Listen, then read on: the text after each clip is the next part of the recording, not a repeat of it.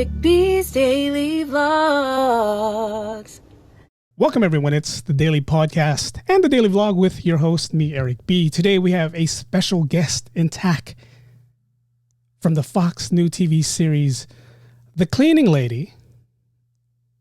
Cleaning Lady, exactly what it is. We're going to be joined with talented Australian Filipino actress, Martha Millan.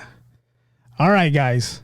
Straight from Australia. Well, she's now on the East Coast. From Australia, coming from New York, from the Cleaning Lady, from Fox's new Cleaning Lady, we're bringing in.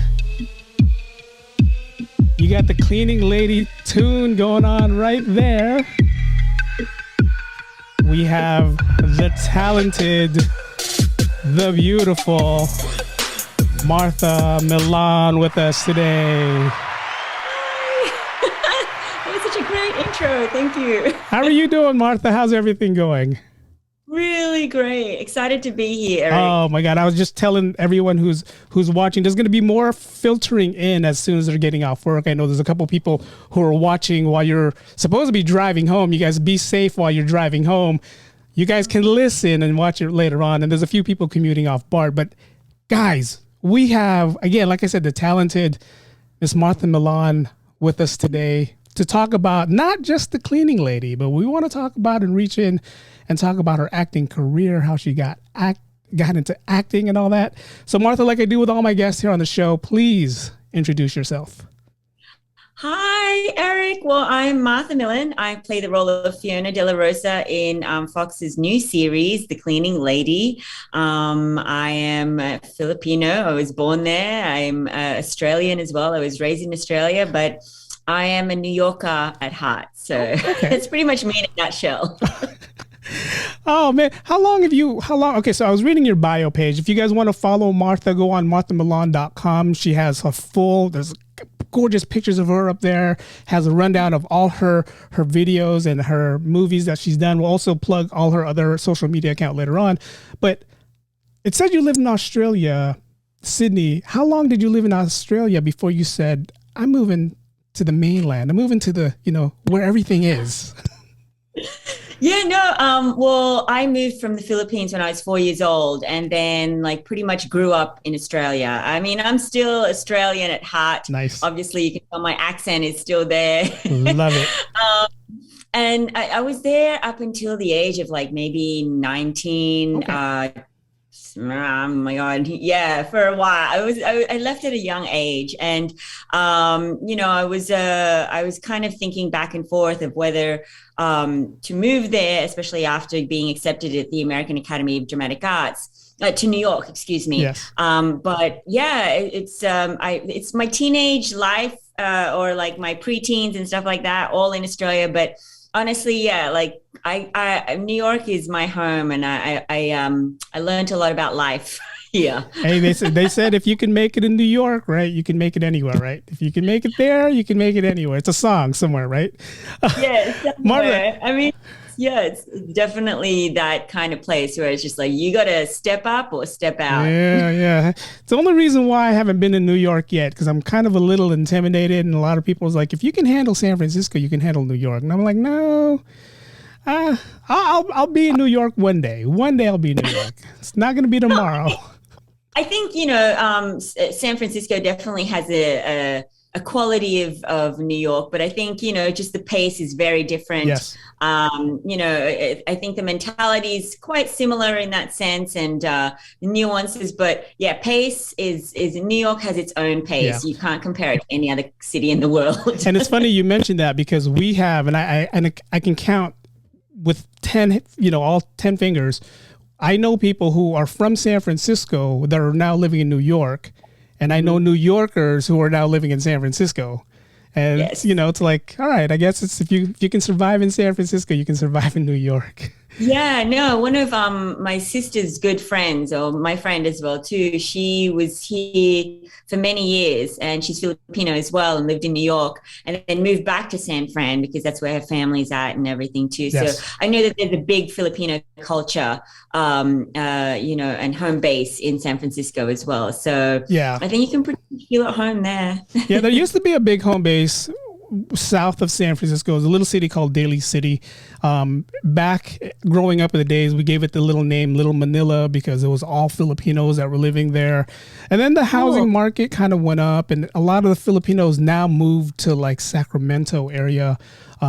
So you'll find like, my cousin who lives out in Sacramento realized one day, hey, my neighbor that I had in Daly City is now my neighbor here in Sacramento. So a lot of Filipinos migrated over to Sacramento, which is a good thing because, we want to spread our love everywhere. Now they're opening up little Filipino shops in Sacramento that, back then they never had. So that's awesome. No, my one memory of San Francisco, like I remember Filipino memories, like I drove all the way when I was living in LA. I lived in LA for maybe 2 or 3 years, like around 2008 or something. But my friend lived in San Francisco at the time. So I drove up to San Francisco. And I remember the first place that I saw once I crossed over was a Jollibee's. Oh, wow. Yes. Yes. I was like, what? Where am I? What is this? And so that was my first memory of actually crossing once I got into San Francisco. I saw a Jollibee's, and I think I did drive through and get something, but nice. It was like, I was like, yeah, okay, I guess we represent here. So with the topic of Filipinos, you growing up in Australia, one question that I had that was my personal question is, when my family, I'm like you, I was born in the Philippines, left there at the age of 2, came here, and we, a lot of Filipinos we know of, we migrated here in the United States. Why Australia? Why did the family decide, let's go to Australia instead of the United States? No, well, we actually wanted to go. Not we, my parents at that time were looking to go to America, but apparently, it just took a really long time to get accepted. Okay. And the quota was always full. This was back in the 80s. And at that time, Australia's population was in dire need of expanding. Yeah. So there was incentivization for professionals to come to Australia, to expand their population, basically. Nice. So it was in the 80s. And at this point, I think Australia's population is still only like around 25 million or something, because it's the landmass of America, but we all live around the coastline. So you don't want to live in the middle. I heard how hot it gets in the middle of Australia. So yeah, it's pretty hot. I traveled, up in the Northern Territory and went up to Uluru, and it gets like terribly hot up there, but it's quite it's very spiritual up there. Nice. I have to say. I've heard that. I've heard if you ever go to Sydney, ever go to Australia, try to get out of the city and go someplace where you can just feel Australia for what it really is. Yes, I heard that. How are the Filipinos in Australia? Are there Filipinos in Australia? Are there Filipino restaurants in Australia? There's a huge population there. Obviously, because we're close to Asia. Yeah. But when my parents and my whole family, immigrated to Australia, we were the only Asians in our suburb. Basically, okay. It was like, it was extremely challenging for both my parents. And at that time, Australia's points of view were very narrow. Okay. Luckily, many things have changed now since I've returned. I see such a diverse representation on TV, yes, which was never the case before in Australia, and there was no way I could get any work at all there because of the limited representation there. But it was an extremely challenging place to grow up in. I think, when there weren't many Asians at all in general, I experienced a lot of hardships, and my parents did too. And yes, so, coming through that, it was it's quite, don't get me wrong, I fully embrace my Australian side of me, and my parents are very they're more Australian than I am. Like they watch cricket all the time. I'm like, how the heck do you even know how this game works?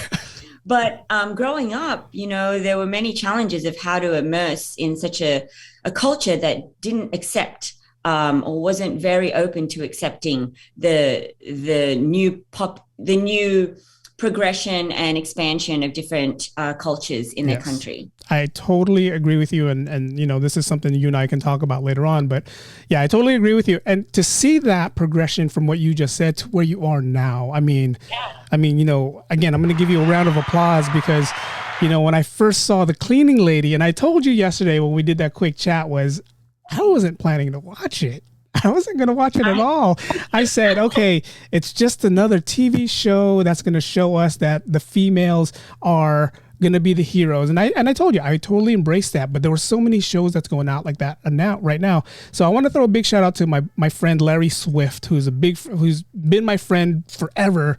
And if he's watching, he better be watching because he told me to do this. He's the one that said, hey, you have to watch The Cleaning Lady.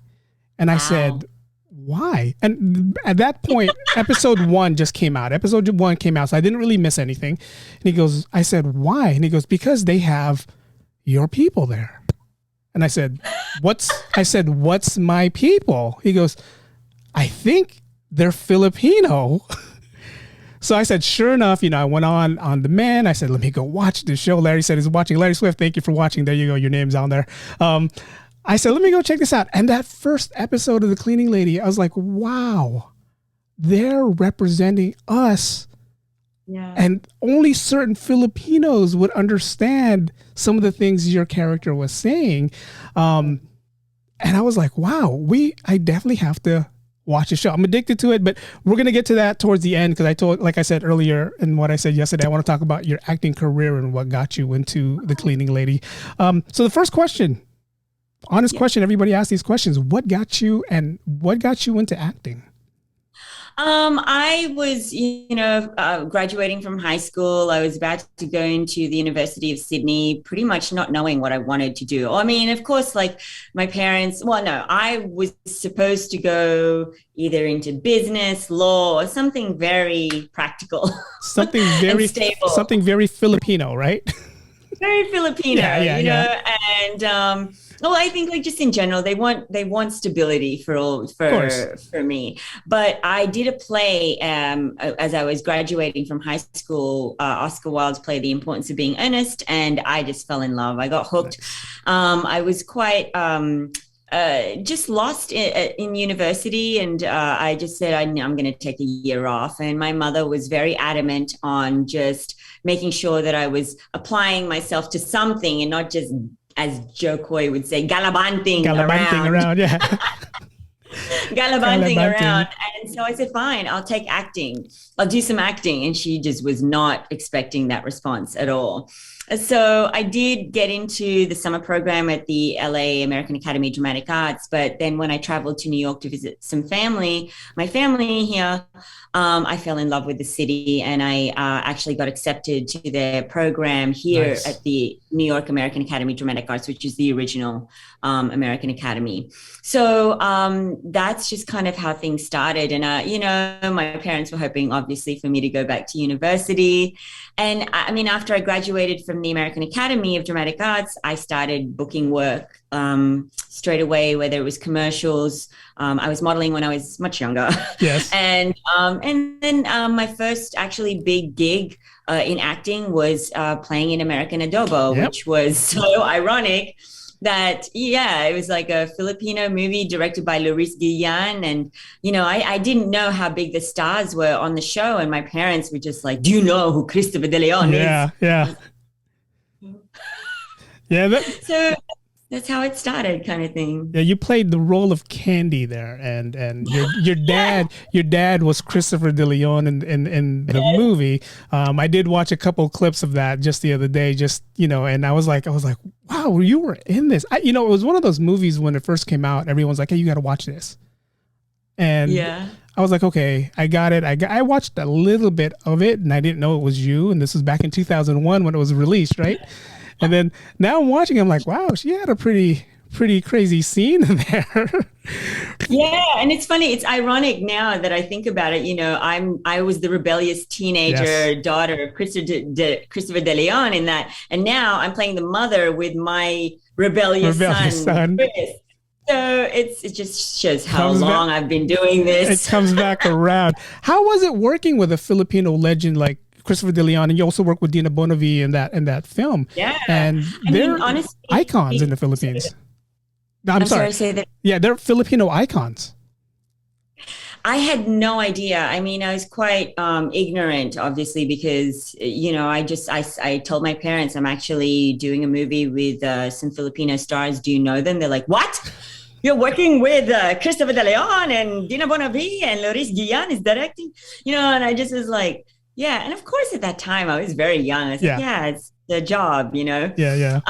But their process was very different in terms of acting and auditioning as well, that I wasn't quite sure whether I was doing the right thing or not, but especially during the audition, because Christopher De Leon was very, very right in the moment and really acting the scene out during our audition process, and I was just auditioning and just being the rebellious teenager, but he was very right there in the moment, and I was like, what's going on? But luckily, I mean, it still paid off. I got the part, and then it was a great experience just being around all those Filipinos, and it was my first acting job. Yeah, and again, like I said, if you guys want to watch it, it's available on YouTube, American Adobo. I checked out a couple scenes. I tried to skim through the scenes just to see you were there, and youth. Your accent there was pretty. I mean, you can hear the Australian accent a little bit, right, when you were talking. I think at that time, I was still, I was only in New York. I think I'd just been in New York for like maybe 3 or 4 years. And then even at the academy, obviously for me, in order to get work, I had to, because there's no way I was going to get cast speaking the way I was, looking the way I was. That was not at all a progressive notion to cast someone that is Australian that looks like me, or the fact that I look like this and then talk and then have an Australian accent. It was not even, accepted in media. So obviously, to be more marketable, you have to, acclimatize and learn all these different accents just to get work. Yeah, you do. Which was to my benefit. So, Filipino actresses, like right now when we hear them, we're like, whoa, that's Christopher De Leon, that's Dolphy, that's Dina Bonavi, and you actually getting to work with them, it's like, wow, you were able to work with these big name characters. But that's the Filipino side. Now we have the American side, where you got to work with people like Tia Leone, Danny Glover, Jim Parsons, just to name a few, and these guys are like big time actors, and here you are getting to work with them. How does that feel? You, like, one day, like if you were back in the teenage days and say, one day I'm going to be working with Danny Glover, and here you are actually working with him. How does that feel?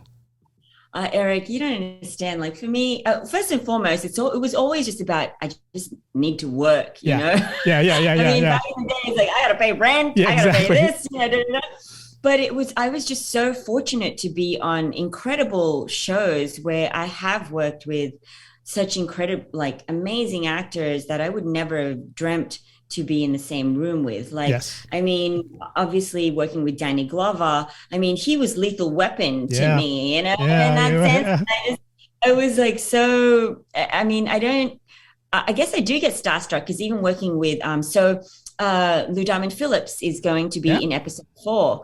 And for him to be in the same room with me and then acting with him, I couldn't even talk. It was like the first movie my family and I saw in the theaters.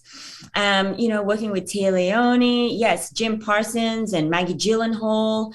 In Great and Wonderful. I've been really fortunate in terms of the roles that I've booked, and the fact that I wasn't white.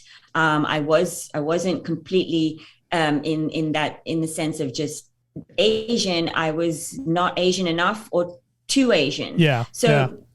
Especially being Southeast Asian, it was just hard for them to kind of understand that. But it was just a general notion. Oh, you're Asian. Okay, so we'll book you. Yeah. And for me, I really wanted to accept those roles, because you have to work. Yeah. It's not about choosing what I can do. It's about well, I just want to work Yeah. and book. And I've just been really fortunate to have been in projects with such incredible people. Yes.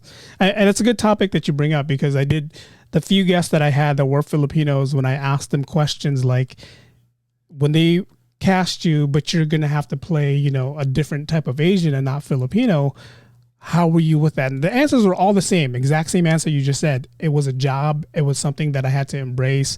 And if they wanted me to be Japanese, then I'm going to be Japanese. And, you know, me being the 9 to 5 guy, and if someone said, hey, Eric, I want you to come read for me and I want you to take this part, but you have to play this kind of character that's totally off my element, I'll be like, I'll do it. You know, go ahead. That's fine.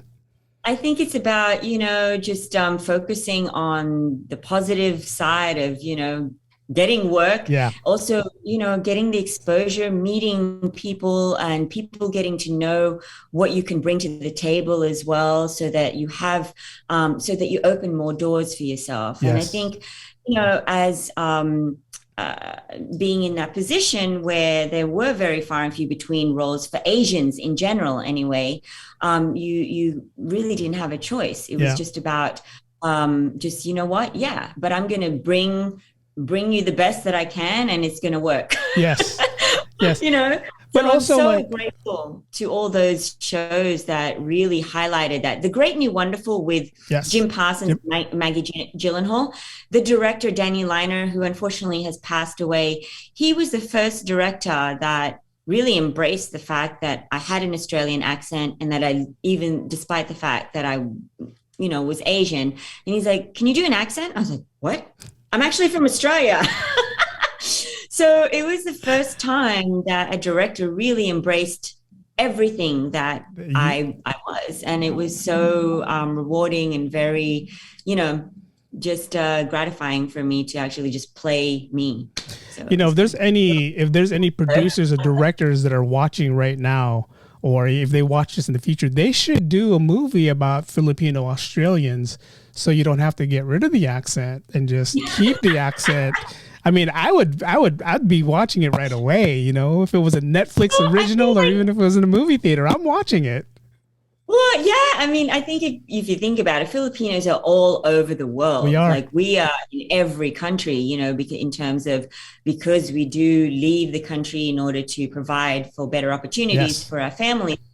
You will get all different cultures of Filipinos. And I mean, even when I was traveling in Europe, you know, we would meet Filipinos. Like, it's funny, I love traveling with my family, because my dad will always smell out. He can always sniff out a Filipino straight. He's like, Pinoy ka ba? Straight away. Exactly. And you would meet them in restaurants and everything, because we're all out there working, you know, to help and give better opportunities to our families in the Philippines. So I'm sure there's so many accents that you can find with Filipinos, not just Australian. Yeah, that'd be so cool. And it's funny you mentioned that, because, you know, I work in healthcare, and every time I have a patient with me and they're Filipino, and they see my skin is Filipino, they see my last name is Filipino, and the first thing they ask is, what part of the Philippines are you from? I know, straight away. It's like, Filipino ka ba? Filipino ka ba? And then they get so disappointed when I tell them, well, you know, my parents are from there, and this is where I'm from. Like, oh, you're not Filipino? I'm Filipino. I was just raised in America. Yeah. No, I think we definitely can sense straight away our energies. We can. And I think we have such a spirit that is, very ebullient in that sense, that we always can attract it. We know who you are. You know, we do. Yes, exactly. We do the, you know, we do that for a reason. We do the lip thing for a reason, because we can point you out, each and every one of you. Don't guys. worry, there's definitely moments where I show all the and share a lot of the nuances of our Filipino culture in the show. Nice. So. Do you understand Tagalog? Do you understand and speak Tagalog? I do. Marunong ko magsilita, pero ang basag yung Tagalog ko. Oh, you said that better than me, so I'm going to leave it at that. I'm exactly the way you are. I have an aunt in the Philippines, and shout out to my family in the Philippines. Shout out to my family in Saipan. They're watching right now as we speak, and they were like, wanted to jump on. She's always trying to teach me how to speak Tagalog, and she's trying to get me to chat with her in Tagalog, and I'll cheat and I'll use Google Translate, and she'll say, you Googled that. And I'll say No, yes. there's a problem with that because I know that I know some of the stuff in the script, I had to call my parents and like it would be 3 a.m. in the morning for them and I'd text them and say, can we Zoom? Because is this right? Is this how I say it? What is this the correct way to say it?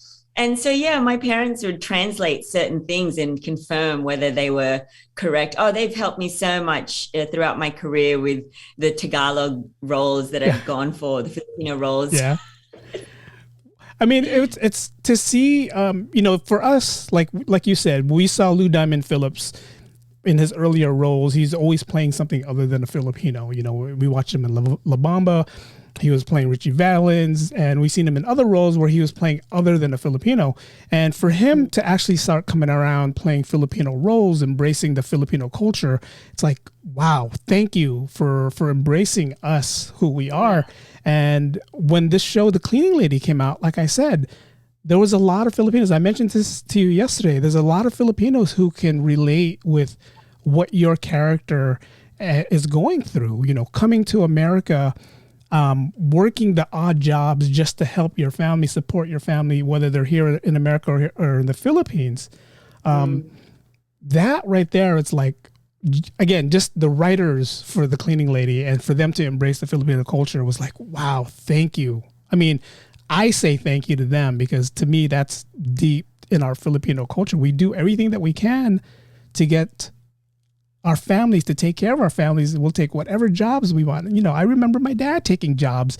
He would travel, 100 miles away just to go wash a car, just to help, feed us. And that's how strong Filipinos are. That's how we are. We make sure our families are taken care of. And your role in this character, the things you do for your kids, and I'm not giving spoilers. If you guys haven't watched the movie or the TV show, you guys got to get on that TV show. But your character there, your character Fiona, when you read for that TV show and you said, I want to embrace this, who it is, how was that for you?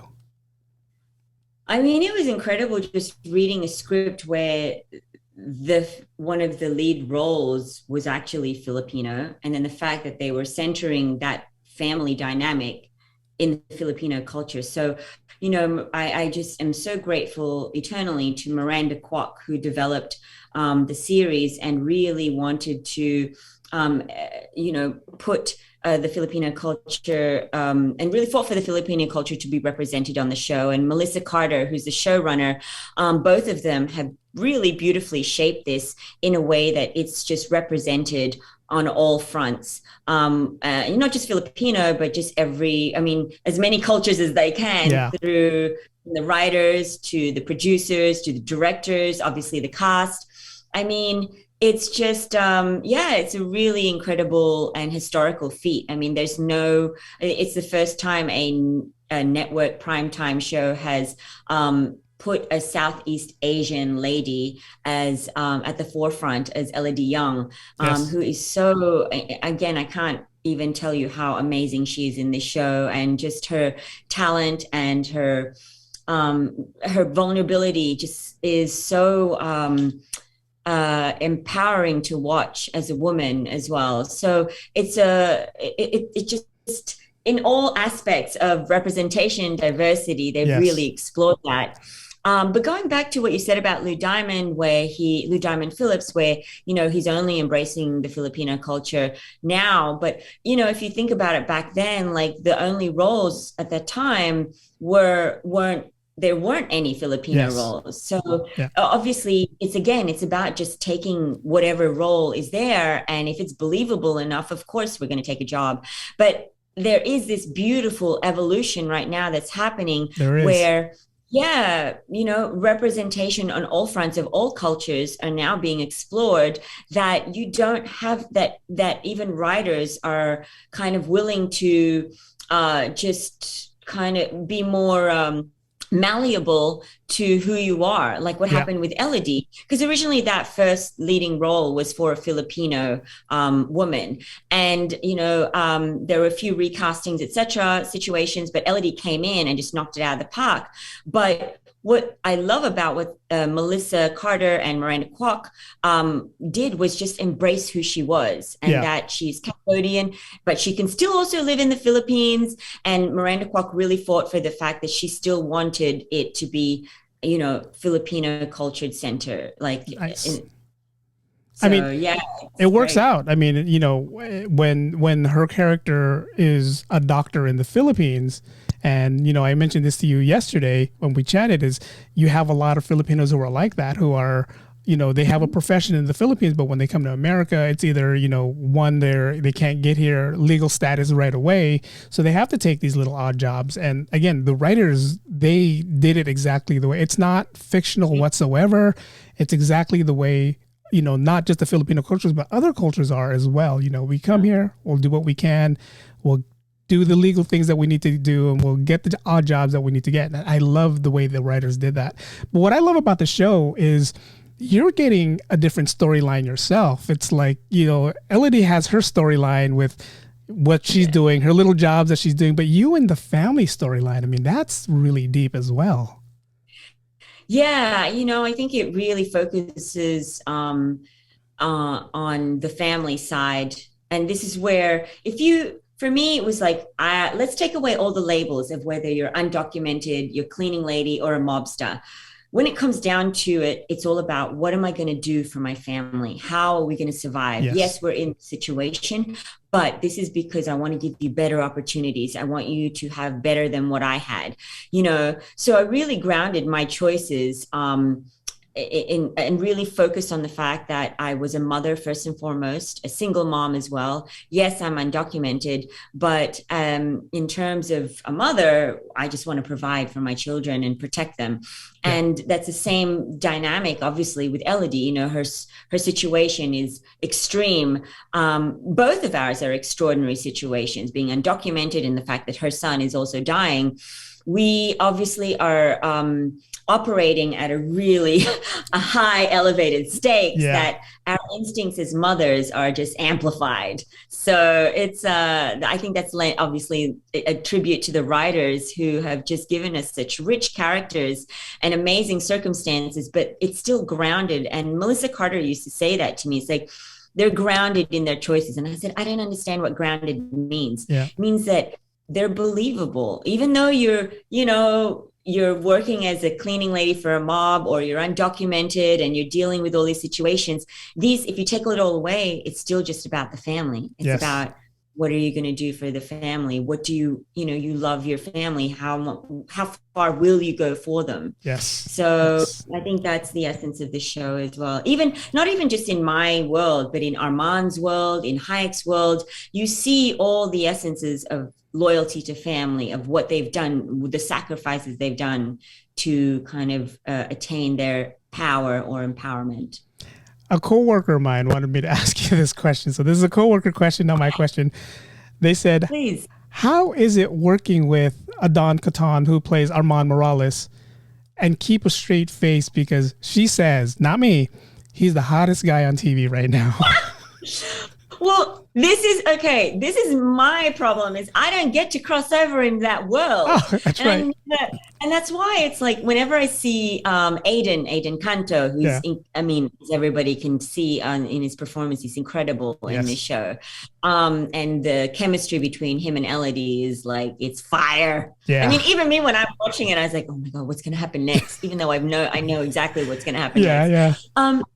But he's such a sweet, very humble guy on set. And, unfortunately, I don't get to do any scenes with him, because obviously then I would know, but I will give a little bit of a teaser where, no, I don't even I was trying to think of anything that I could be in a scene with, and I'm not. But the one thing that I do get jealous of is their wardrobe. They have such incredible wardrobes that here I am in my cleaning lady clothes. And I think I remember each time we would cross, as the scenes would shift, and Aiden Canto would walk by, and he's in all his suit, and then I would be in my cleaning clothes. I'm like, hey, what's up, Aiden? Just like, you look great. I was like, You lucky thing. You're lucky. You I'm in my clothes. you had that nice little outfit when you guys were at the rooftop in Vegas. Yeah, you had that little outfit. See, I watch the show. I know what's going on. How many scenes were actually really shot in Vegas? Um, Obviously the ones outdoor, which was freezing that night. Yeah. The club scene where we were all in sequins and everything. That was all. Those scenes were all shot in Vegas. Primarily we're based out in Albuquerque, and I've fallen in love with that city. But Yes. all the exteriors are shot out in Vegas, mostly for the casino parts and but they have created the La Habana on the studio lot in Albuquerque, so that is not in Vegas. Okay, that's good to know. This show it's bringing up. I mean, it's getting up there. A lot of people are watching. Me and my coworkers like, did you watch last night's episode? They're like, no, don't tell me. That last episode you did, and again, for you guys who haven't watched it, spoiler alert, sorry about that. But that last episode, when you and your son was just having that deep conversation, I was like, I'm not crying, you're crying. I'm not crying. That was really deep. You channeled, the mom that, don't know who the father is of the son, and you're doing everything you can to take care of them. How did you channel that person? Yeah, for me, I don't have any children, and so I think it was so important for me to have a really strong connection with Sean Liu, who plays Yes. my son, and we all have become extremely close. And then Faith Bryant, who plays my daughter, as well, and then Elodie. And obviously Sebastian and Valentino. All of us, like the family side of the show, we are like family. We even kind of like tease each other like family too. But for me, it was like, just explaining that to your son, that he's a product of being, I'm going to do a spoiler now, of my capricious activities. It's, how do you even say that to your son? Yeah. And I think I had to really ground that in a way that it wasn't just, a mother being flippant and just telling him. It was just a real consequence of my actions, and I had to be accountable for it. And I really had to find a way to show the responsibility that I had to him. Yeah. As an actor, when I read that, I'm like, oh my God, how am I going to connect to this? Exactly.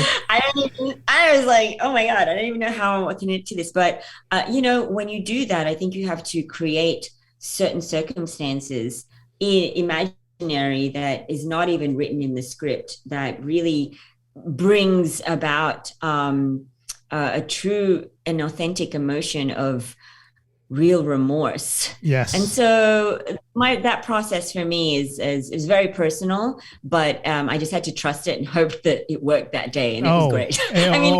For me, I just was like, let's fingers crossed. Let's hope this works. But I really, have to. I'm grateful to the connection that I have with Sean Liu and the directors, who just always were so nurturing during those emotional scenes. And I loved the transition from him being angry and why, and then you just getting emotional and it's like, look, I'll tell you the truth. This is what happened. And him going from angry to, wow, this is my mom. First and foremost, I got to remember this is my mom, and I got to give her the love and affection that I need to give my mom. And a lot of us guys who has moms, we felt that. We were like, no matter what, your mom screams and yells, she's doing everything she can, and she's doing what she can right now, even though you didn't lie to him. You just didn't tell him the truth, right? You didn't tell him the whole truth. So yeah, I just left out a few, little important factors of his life. Just a little bit. But I appreciate that so much. I think being a mother in itself is already hard enough, and to portray that, I wanted to have the authenticity coming through and the sincerity that would have to be conveyed during that scene. Yeah. No, you as they would say, you knocked it out of the park. And I was like, what time is this off? We got to turn this off already. Salamat. Again, Thank you. everyone who's watching, if you guys haven't watched it, Mondays here in the Bay Area. I'm not sure what time it is and what part of the world you guys are in. Mondays at 9 on Fox. You can catch Martha Millan and the Cleaning Lady. My auntie Emma is watching from Saipan. My auntie Divine in the Philippines asked me an intriguing question, and her question is, what's your favorite Filipino dish? Dinuguan. Oh. I know, that's pretty intense because my mom, and I knew what it was, but my younger sister, she would be just like, what is that? And then I was like, it's chocolate and bubble gum. Eat it. Chocolate meat. And it was so funny that, but I mean, for me, I knew exactly what it was, even though I was only 5 or whatever, but it's one of my favorite dishes, that and pancit palabok. Yes. I think those are my 2. Oh, and what's the one with the peanut butter? Oh, Kare kare. Kare, yes. Yes. My dad So makes. those are my top 3, but dinuguan is my favorite. Whenever you're in San Francisco, I'm gonna make sure my dad makes you a bolo kare kare. So whenever you come by, he makes. I would say, I'm biased. He's my dad, of course. He makes the best kare kare. But Sure. again, everyone who's watching Martha Millan, you can catch her on The Cleaning Lady. And I want to say, for me, thank you so much for what you're doing right now, and you going out there doing the best you can. I think you're doing a great job representing, the people that we have here. Whether you come on The Cleaning Lady representing a Filipino, or whether you're on another show representing a different type of ethnic group, I'm honestly sure you're going to do a great job doing that. What's next for you after The Cleaning Lady? Is there anything you can give out that you're going to be doing next? Is it going to be big screen, small screen? I'm just trying to find a house right now. I'm in the process of just looking for a place. I have found one, but it's just such a process here in New York. Yeah. I relocated to Albuquerque for 4 months, and I wanted to focus on the series. And then during that process, I gave up my apartment here, but I wanted to have a fresh start. So that's my project right now. But no, I'm just back in the game of just auditioning again, and then obviously fingers crossed we get to continue telling the story in another season. Yes. So hopefully, please support and stay tuned. But other than that, I'm just kind of I'm relishing all that's happening and just the positivity that's surrounding this show, and everybody applauding the representation that it brings, and it's just truly so rewarding after all these years. So I'm just so grateful. Have you watched Spider-Man? Did you watch Spider-Man yet? The new one that came out?